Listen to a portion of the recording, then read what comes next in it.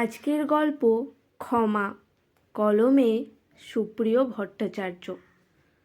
2006 সালে একবার পড়ে গিয়ে ডান পায়ের হাঁটুতে একটু ব্যথা পেয়েছিলাম ঠিকই, কিন্তু ডাক্তার দেখিয়ে এক্স-রে এবং MRI করবার পর কিছু পাওয়া যায়নি।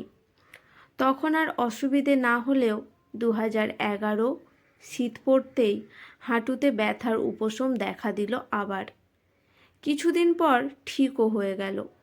তখন ব্যথাটা নিয়ে খুব একটা গুরুত্ব দেইনি, কারণ আমার একমাত্র মেয়ের বিয়ের কথাবার্তা চলছিল।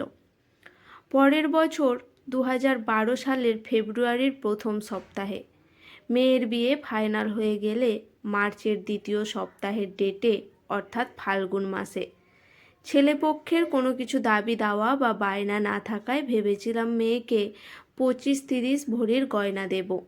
হাতে সময়ও খুব কম, তাই পরিচিত ননীকান্ত স্বর্ণকারের সাথে কথা বলে ডিজাইন দেখিয়ে 8 লক্ষ টাকা তাকে অ্যাডভান্স করে দিয়ে বললাম 15 দিনের মধ্যে গয়নাগুলো আমাকে দিতে হবে। এবছর শীতটা পড়তেই যেন পায়ের ব্যথাটা বেড়ে গেল। এই তো কদিন আগেই পুজো গেল, হেঁটে হেঁটে ঠাকুর দেখলাম, তখন ব্যথা ছিল না। কিন্তু এই অক্টোবরে 69-এ পা দেওয়া থেকে হাঁটুর ব্যথাটা, সাথে 2 পায়ের মাসেলের ব্যথাটাও খুব বেড়েছে, যেটা কদিন আগে ছিল না। 2010 থেকে 11 সাল থেকে মাঝে মধ্যে ডান পায়ের হাঁটুতে একটু আধটু ব্যথা হলেও কখনো হাঁটতে চলতে অসুবিধে হতো না, কিন্তু এবারের ব্যথাটা একেবারে হাঁটাচলা বন্ধ করে দিয়েছে, কারণ ব্যথার তীব্রতা এতটাই দাঁড়াতে পর্যন্ত পারছি না ঠিক মতো। সুজাতা, মানে আমার স্ত্রী, কদিন ধরে ডাক্তার দেখানোর কথা বলছে, কিন্তু আমি যেখানে থাকি সেখানে একটা মাল্টি স্পেশালিটি হসপিটাল থাকলেও ট্রিটমেন্ট ঠিকমতো হয় না। তাই বাইরে থেকে আসা একজন অর্থোপেডিক্স ডাক্তারকে দেখিয়ে দিন 15 ওষুধ খাওয়ার পর ব্যথার কোনো উপশম না হওয়ায় সুজাতা মেয়ে সায়নীকে ফোন করে বলল, তোর বাবার হাঁটুর ব্যথাটা বড্ড বেড়েছে। এখানে ডাক্তার দেখিয়ে 15 দিন ওষুধ খাওয়ার পরও কোনো ইমপ্রুভ হয়নি। সায়নী সব শুনে তার মাকে বলেছে, বাবার এতটা অসুবিধে হয়েছে, তুমি আমাকে আগে বলনি কেন? ঠিক আছে, আমি দেখছি কোন ভালো অর্থোপেডিক্স ডাক্তারের অ্যাপয়েন্টমেন্ট পাওয়া যায় কি না। সেই মতো বাইপাসের ধারের এক নামকরা হসপিটালের এক ডাক্তারের কাছে সায়নী অ্যাপয়েন্টমেন্ট করে রেখেছিল। আজ সায়নী আমাকে সঙ্গে করে নিয়ে এসেছে সেই অ্যাপয়েন্টমেন্ট করা ডাক্তারের কাছে দেখাতে। আমি মনোজ। ডাক্তারবাবু আমাকে দেখে আমার ইউরিক অ্যাসিড আর ভিটামিন ডিটা পরীক্ষা করে নিয়ে আসতে বললে। ডাক্তারবাবু জিজ্ঞাসা করলাম, এখন কি পরীক্ষা করে দেবে? ডাক্তারবাবু বললেন, আমি ফোন করে বলে দিচ্ছি, আপনি আমার প্যাথোলজি ডিপার্টমেন্টে চলে যান, ওরা আপনার ব্লাড স্যাম্পেল নিয়ে 2 ঘন্টার মধ্যে রিপোর্ট দিয়ে দেবে। ব্লাড দিয়ে বসে থেকে রিপোর্ট নিয়ে ডাক্তারবাবুকে দেখালে ডাক্তারবাবু বললেন, আপনার ইউরিক অ্যাসিড লেভেলটা বেড়েছে আর ভিটামিন ডিটা কমেছে। গায়ে রোদ্দুর লাগানোর কথা বলে ওষুধ লিখে দিয়ে আমাকে যখন ছাড়লেন তখন প্রায় 3:30 বাজে। বাইরে বেরিয়ে রাস্তায় এসে সায়নীকে বললাম, বারাসাতের কত বাস তো এই রাস্তা দিয়ে যাতায়াত করে, তার যে কোনো একটাতে উঠে চলে যাব, ওলা উবের করতে হবে না।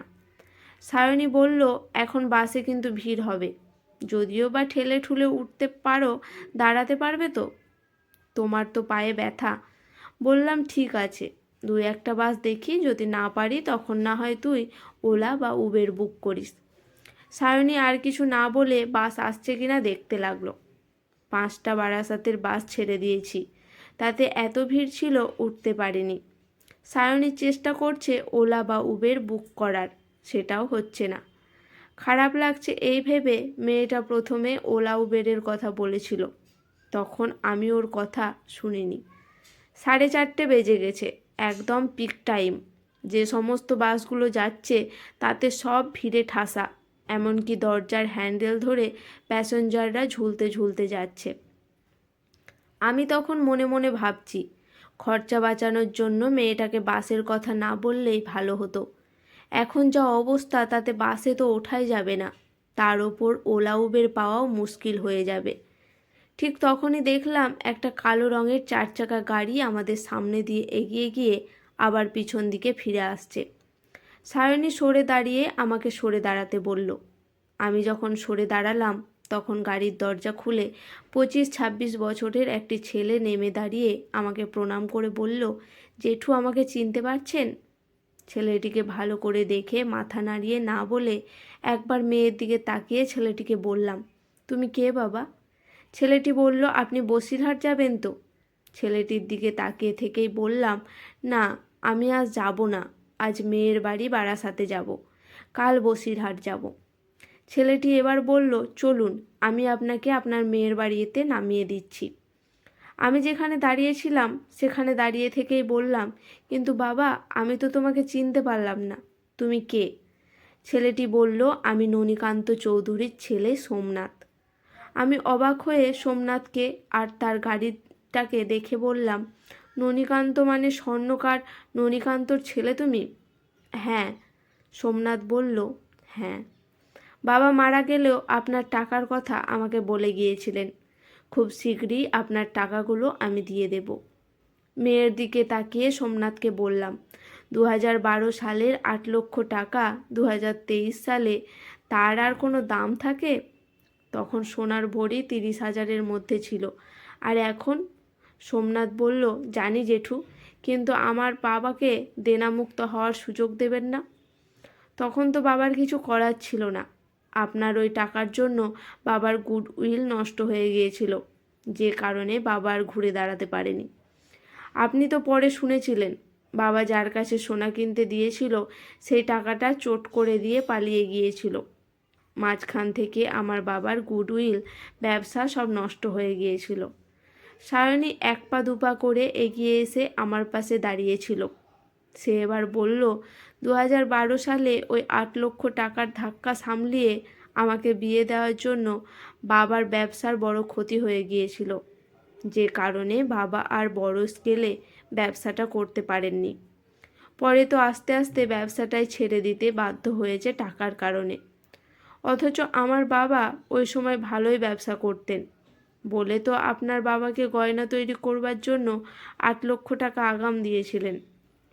3 দিন পর আপনার বাবা এসে যখন জানালেন তিনি যাকে সোনা কিনতে দিয়েছিলেন সে টাকাগুলো নিয়ে পালিয়ে গেছে, সেদিন আপনার বাবার কান্নাকাটি দেখে আমার বাবা থানা পুলিশ না করে বলেছিলেন সব ঠিক হয়ে গেছে, কটা দিন পর মেয়ের বিয়ে, তোমার ওপর ভরসা করে তোমাকে গয়নার দায়িত্বটা দিয়েছিলাম, কিন্তু তুমি আমাকে এভাবে ডোবালে। এখন কান্নাকাটি করে কি হবে, বরং দেখো কিভাবে কি করা যায়। কিন্তু শেষ পর্যন্ত আপনার বাবা কিছুই করতে পারেননি। বাবা চেষ্টা করেছিলেন আমার বিয়ের ডেট পিছিয়ে দেওয়ার, কিন্তু ছেলেপক্ষ রাজি না হওয়ায় শেষ পর্যন্ত বাবার ব্যবসার টাকা ভেঙে আমার বিয়েটা দিয়েছিলেন, যে কারণে পরবর্তীকালে টাকার অভাবে বাবা ব্যবসায় মার খেতে লাগলেন। আর এখন তো বাবা ব্যবসাটাই ছেড়ে দিয়েছেন।